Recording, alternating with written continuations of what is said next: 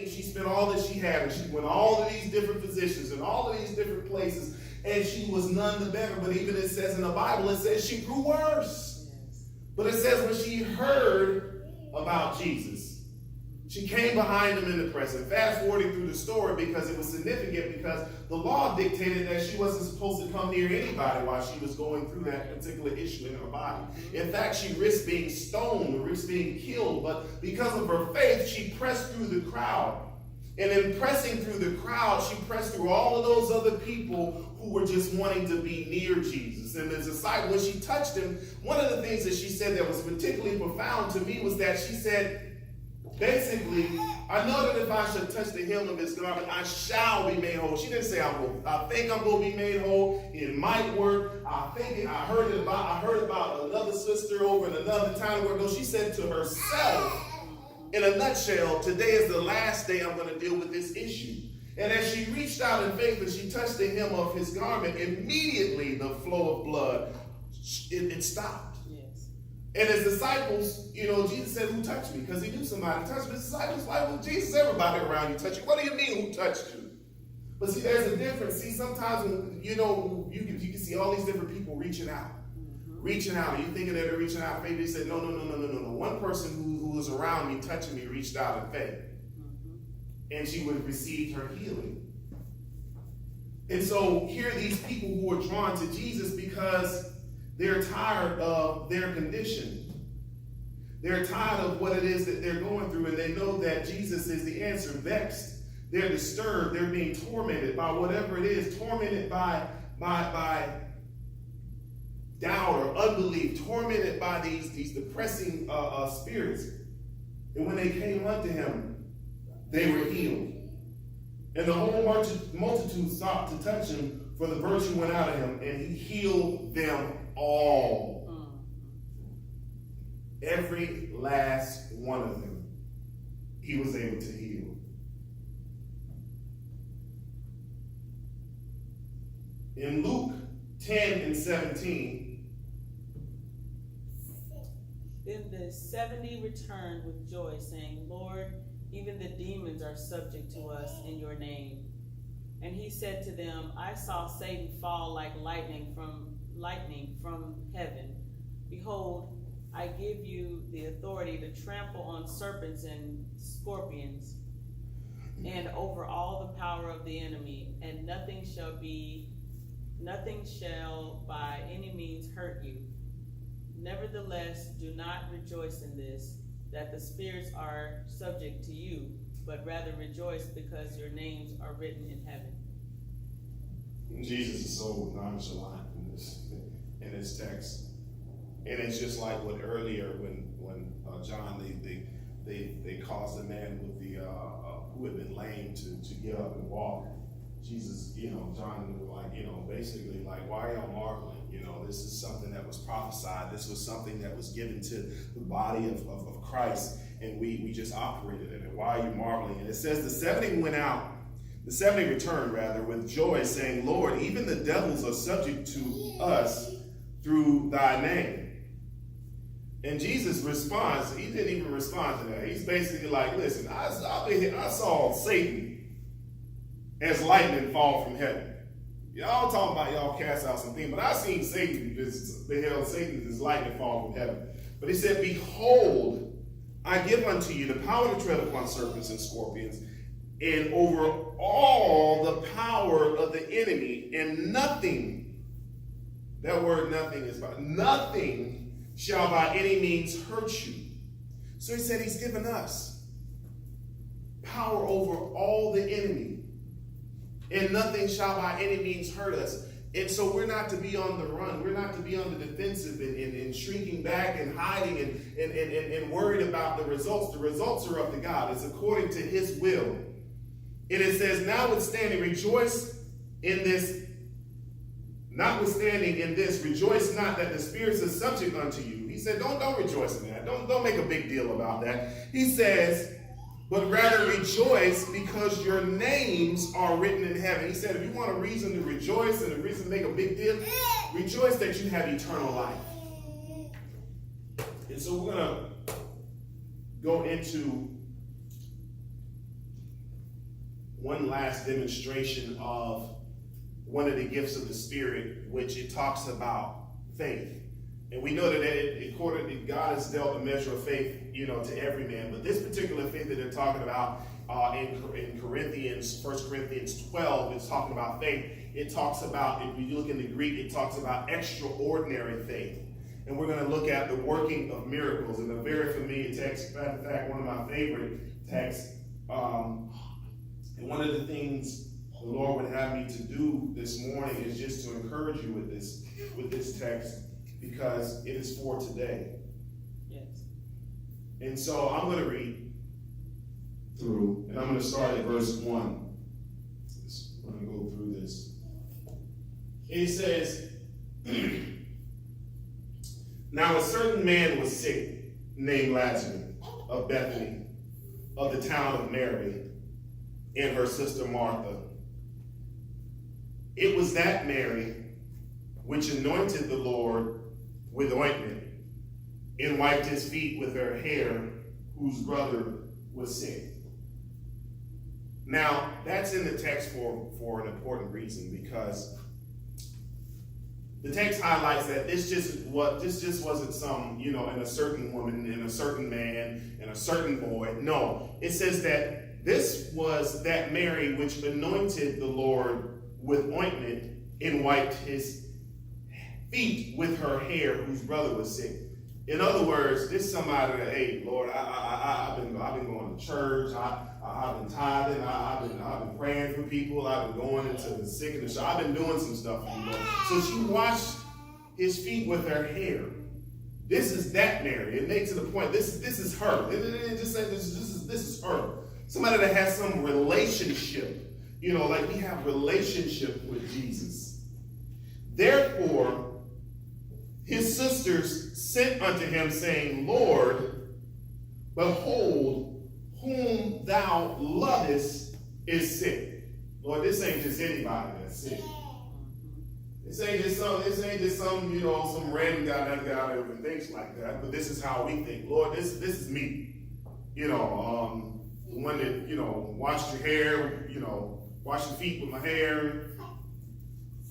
The one that anointed you. This is my brother that's sick. This is the one that I've been praying and I've been serving you. X amount of, this is my brother that's sick. This is my son. This is my daughter. This is whoever. And when Jesus heard in verse 4, he said, this sickness is not unto death, but for the glory of God, that the Son of God might be glorified thereby. In other words, he's trying to impart a revelation to them. Listen. I got this. This sickness is not unto death. This is for the glory of God. And it says in verse 5, it says, now Jesus loved Martha and her sister and Lazarus. So it's letting it be known that he loves them. When he had heard, therefore, that he was sick, he abode 2 days still in the same place where he was. Now, wait a second. That don't make sense. Wait a second, Lord. This is that Mary that anointed you. This is that Mary that washed your feet with her hair. And this is Lazarus and Mary and Martha, whom you loved. But when they tell you that he's sick, and he's really, really in bad shape, it says that Jesus stayed where he was. He didn't move. I prayed, Lord, and the light bill blew in, but you didn't move.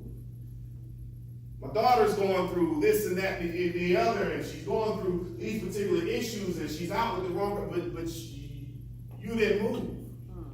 I'm going through this with this crazy man in my house, this crazy lady in my house, and I wish you would just be right with the Lord and everything. And I've been praying, and it's been 5 years, and you ain't moving. Then in verse 7 it says, after that saith unto his disciples, let us go into Judea again. And his disciples saith unto him, Master, the Jews of late sought to stone thee, And goest thou thither again? Basically, Jesus, we can't go over there because the Jews already talking about stoning you. And then Jesus answered and said, are there not 12 hours in the day? If the man walk in the day, he stumbleth not, because he seeth the light of the world, of this world. But if a man walk in the night, he stumbleth, because there is no light in him. In other words, they need the light. We're called to be light amongst darkness. We're called to be salt of the earth. I know that they want to hate me and they want to kill me and all these different things, but I gotta go about my father's. I gotta be about my father's business. And so then he said these things, and after said unto them, our friend Lazarus sleepeth, but I go that I may awake him out of his sleep. Jesus was speaking in faith. Then his disciples said, Lord, if he is asleep, he shall do well. They didn't catch it. No revelation. They didn't get it. Howbeit Jesus spake of his death, but they thought he had spoken of taking a rest and sleep. Then said Jesus unto them plainly, Lazarus is dead. And I am glad, watch what he says in this verse, and I am glad for your sakes that I was not there, to the intent that you may believe. Nevertheless, I go to him. See, a lot of times we're finite. And when I say finite, we have limited revelation. We look at the issue or the situation or the problem right there in front of us, but we can't see God's intentions in allowing something like that to take place. But Jesus said, Lazarus is dead, and I am glad for your sakes that I was not there. In other words, I stayed where I was. I didn't move when you wanted me to move on purpose, because I had an intention. I had an intention. Nevertheless, let us go to him. Then said Thomas, which is called Didymus, unto his fellow disciples, let us go that we may die with him. What kind of faith he got. Then Jesus came and found that he had lain in the grave 4 days already. This was significant because there was this faction, a group of people in the past that had a belief, they call it Gnosticism, that thought that the spirit hovered over the body for 3 days. After 4 days, Jesus did that on me. There's no way. You can't even explain this, even through your own twisted belief, that Lazarus somehow has a chance or an opportunity to be alive still. Right.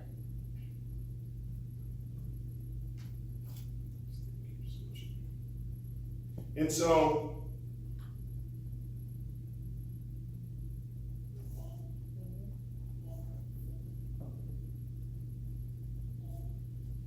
now Bethany was nigh unto Jerusalem, about 15 furlongs off. And many Jews came to Martha and Mary to comfort them concerning their brother. Then Martha, as soon as she had heard Jesus was coming, went and met him, and Mary sat still in the house.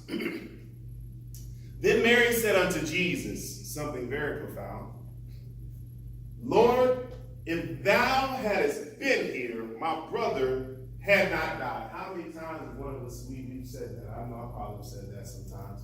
Lord, if you just had been here, this wouldn't have happened. Lord, if you had just been there when they just started hanging out. Lord, if you had just been here when they were just starting to lay people off. Lord, if you had been here when he just started abusing me. Lord, if you had been here when my child just started acting like. Lord, if you had been here when the first symptoms were found. If you had just healed her then. And he says, but now, in verse 22, but I know that even now, whatsoever thou wilt, God, and will ask of God, God will give it to thee. Jesus said unto her, thy brother shall rise again.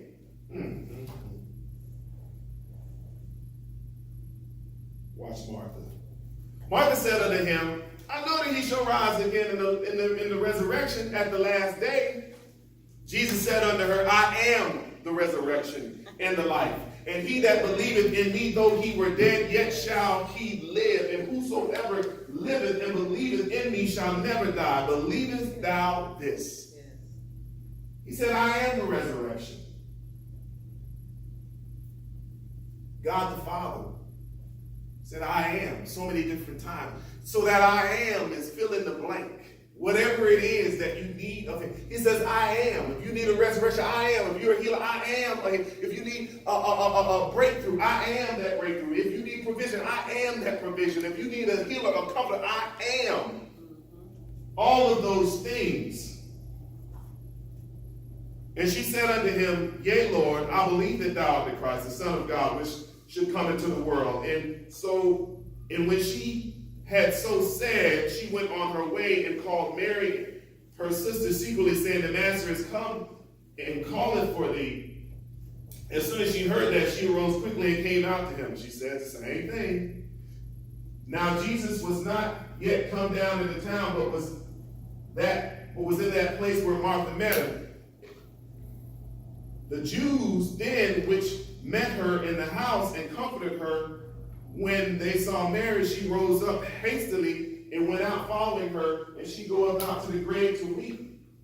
Then Mary was come where Jesus was, and said unto him, and she fell down at his feet, and saying unto the Lord, If thou hadst been here, my brother had not died.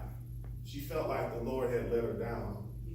And so many times, when we think that things have gotten so bad, or we think that God has forgotten about us, or we think that there's not going to be a breakthrough, and then the situation has gotten so bad, we need a miracle. We need something to happen. And when Jesus therefore saw her weeping, the Jews also weeping, which came with her, he groaned in the spirit and was troubled. And he said, Where have ye laid him? They said unto him, Lord, come and see. That question is so profound. And so many times in my life, there's things that I've laid down sometimes. I was praying about it, and to be truthful and be honest, I kind of just laid it off to the side. I just stopped. It just ain't gonna happen. And so God is saying, take me to the spot where you stop believing. Take me to the point in your life where you stop believing that I was the one that could be able to heal that person. Take me to the point in your life when you stopped believing that I was the one that could be able to turn that life around. Take me to the very spot, because that's where the spot where we're going to pick up at. Yes. And Jesus wept. Then he said to the Jews, Behold how he loved him. Then he said, and some of them said, Could not this man which opened the eyes of the blind have caused that even this man should not have died? They were looking to mock. They were looking to, ain't she following Jesus? Okay, she's a believer. Couldn't God surely have done that for her? Couldn't he have manifested a breakthrough in his life? Couldn't he have done that for them? And Jesus, therefore, groaning in himself, coming to the grave, and it was a cave, and a stone laid upon it. Jesus said, Take ye away the stone. And Martha, the sister of him that was dead, said unto him, Lord, by this time he stinketh, for he had been dead 4 days. Take away the stone. Now, if Jesus was going to bring Lazarus back to life, he was the resurrection. He had all power in his hand.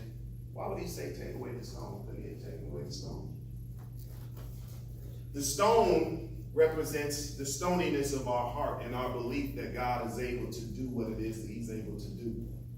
Stony heart. So many times there's a description of the stony heart being made the heart of flesh. And sometimes our heart becomes stone in regards to certain situations, certain circumstances, certain people. Our hearts become stone. We've laid down that situation. We forgot about it. We thought about it. Matter of fact, we put a stone over it because we buried it because God can't do this and he won't. Not that he can't do it, but maybe he just won't. Maybe he just chose not to particularly take upon himself my situation or my circumstance. And then Jesus said unto her, Said I not unto thee that if thou wouldst believe, thou would see the glory of God? Then they took away the stone from the place where the dead was laid. Jesus lifted up his eyes and said, Father, I thank thee that thou hast heard me. And I knew that thou hearest me always, but because of the people which stand by. Jesus said, I'm not doing this because I know you don't believe, and I need the ability to pray or whatnot. But he says, but for the people that stand by it. I said it, that they may believe that thou hast sent me. And when he had thus spoken, he cried with a loud voice, Lazarus, come forth. Now he hadn't said just come forth, all of the dead in the grave would have came forth because he was the resurrection. So he spoke to Lazarus by name. We went over this last week or a few weeks ago where we were talking about how God, the difference between a good thing and a God thing. You know, we can exhaust ourselves trying to do so many different good things, but God has called us to specific people, specific purposes, specific ministries, specific times and things of that nature so that we would operate in our gifts and magnify him. So God specifically spoke to Lazarus and he said, come forth. And he that was dead came forth, bound hand and foot with grave clothes, and his face was bound with a napkin. Jesus said unto him, loose him and let him go. And I talk about this all the time. That's symbolic of how men and women and children of God are born again. And sometimes when we're born again, we're still wrapped up with different. Lazarus was made alive, but he was still bound with some stuff. And it was on the men and women in the church, the body of Christ, to help him unwrap. You can be born again and still bound up in some stuff. Yes. You can be bound up in some stuff that won't allow you to move freely. But see, the thing is, when you get a revelation that what's binding you is restricting you and not being beneficial to you, then you know that the enemy meant it for your detriment and not your good. Yes. And so he said, loose him and let him go. And many of the Jews which came to Mary had seen the things which Jesus did and believed on him. That was his whole purpose. Yes. I needed to allow your situation, your circumstance, I needed to allow it to get beyond human comprehension, help. I needed to get so bad so that when I resurrected it, when I brought you out, when I delivered you, when I turned the situation around, no one else can get the glory but me. Yes. Hallelujah. You couldn't have said, I figured it out. You couldn't have said, I got with this person and that person, and they helped me, with the situation. It got so bad that there was no physician on earth could have came back and pronounced Lazarus alive. No physician on earth. There's no amount of medicine. There was nothing that could be done for Lazarus but Jesus. And we need a but Jesus situation in our lives. Jesus puts us in a but Jesus situation, but God. It is for his glory and it's for his honor. All of these gifts and talents that God puts on the inside of us are to be used at times specifically for a but God. And God is going to use each and every one of us, whether it be to mentor someone, whether it be to teach someone, whether it be just to pray for someone, whether it be to bless someone. However that is, we need to be reflecting Jesus in the earth. And so with that, I'm going to close at this time. I'll invite Lady Brown to come up.